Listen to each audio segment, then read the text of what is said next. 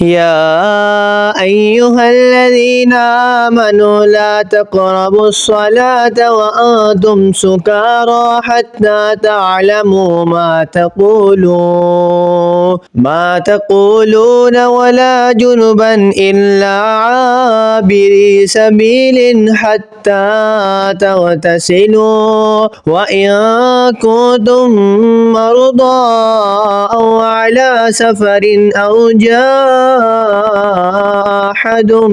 منكم من الغائط أو لامستم النساء فلم تجدوا ماء فتيمموا سعيدا طيبا فامسحوا بوجوهكم وأيديكم إن الله كان عفوا غفورا ألم تر إلى الذين أوتوا نصيبا من الكتاب يشترون الضلالة ويريدون أن تضلوا سبيل والله أعلم بأعدائكم وكفى بالله وليا وكفى بالله نصيرا من الذين هادوا يحرفون الكلم عن مواضعه ويقولون سمعنا وعصينا واسمع غير مسمع وراعنا ليا بألسنتهم وطعنا في الدين ولو أنهم قالوا سمعنا وأطعنا واسمع وانظرنا لكان خيرا لهم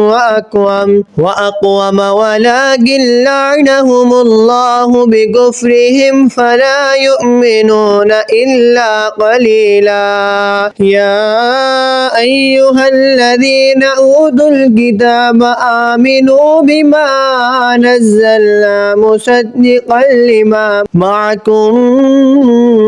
من قبل أن نطمس وجوها فنردها على أدبارها أو نلعنهم كما لعنا أصحاب السبت وكان أمر الله مفعولا إن الله لا يغفر أن يشرك به ويغفر ما دون ذلك لمن يشاء ومن يشرك بالله فقد افترى إثما عظيما ألم تر إلى الذين يزكون أنفسهم بل الله يزكي من يشاء ولا يظلمون فتيلا انظر كيف يفترون على الله الكذب وكفى به إثما मुबीना।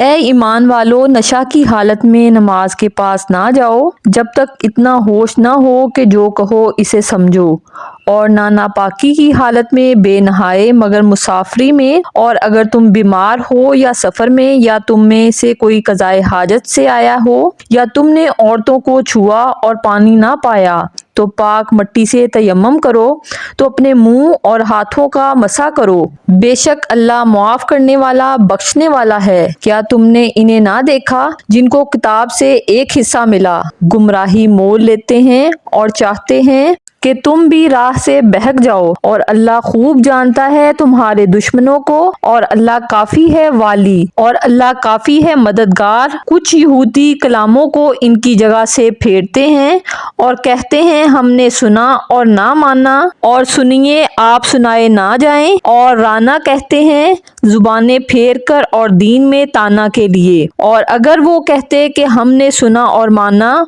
और हजूर हमारी बात सुने, और हजूर ہم پر نظر فرمائے تو ان کے لیے بھلائی اور راستی میں زیادہ ہوتا، لیکن ان پر تو اللہ نے لعنت کی، ان کے کفر کے سبب تو یقین نہیں رکھتے مگر تھوڑا۔ اے کتاب والو، ایمان لاؤ اس پر جو ہم نے اتارا تمہارے ساتھ والی کتاب کی تصدیق فرماتا، قبل اس کے کہ ہم بگاڑ دیں کچھ منہوں کو تو انہیں پھیر دیں ان کی پیٹھ کی طرف، یا انہیں لعنت کریں جیسی لعنت کی ہفتہ والوں پر، اور خدا کا حکم ہو کر رہے بے شک اللہ اسے نہیں بخشتا کہ اس کے ساتھ کفر کیا جائے، اور کفر سے نیچے جو کچھ ہے جسے چاہے معاف فرما دیتا ہے، اور جس نے خدا کا شریک ٹھہرایا اس نے بڑا گناہ کا طوفان باندھا۔ کیا تم نے انہیں نہ دیکھا جو خود اپنی ستھرائی بیان کرتے ہیں؟ بلکہ اللہ جسے ستھرا کرے اور ان پر ظلم نہ ہوگا دانہ خرما کے ڈورے برابر۔ دیکھو کیسا اللہ پر جھوٹ باندھ رہے ہیں، اور یہ کافی ہے صریح گناہ۔